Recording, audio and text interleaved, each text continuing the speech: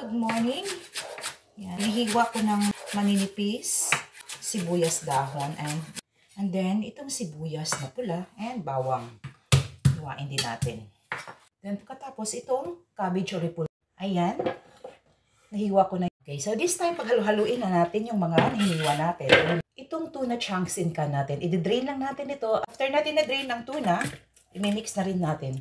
I-mix na rin natin lang yung seasoning and paminta and asin. Ayan. I-mix na rin natin.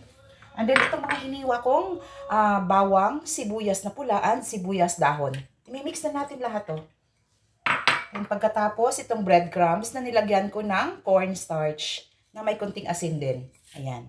Itlog. Pagkatapos niyan, lagyan ng 1 teaspoon na brown sugar para may konting tamis naman. And then kung may sesame oil kayo, lagyan nyo ng 1 teaspoon. Kung wala namang sesame oil, ay lagyan natin ng cooking oil na 1 teaspoon. So optional lang, pwede mo siyang dagdagan ng 1 teaspoon ng banana ketchup. Pang padagdag sarap. Or kung may mga liquid seasoning kayo, lagyan nyo lang kahit konti. Para nakapaghugas na ako ng kamay, so kakamayin na natin. I-mix lang natin. Okay, so ito na yung mixture natin, mga mommies. Ito na. Ito yung tuna, bola-bola with cabbage.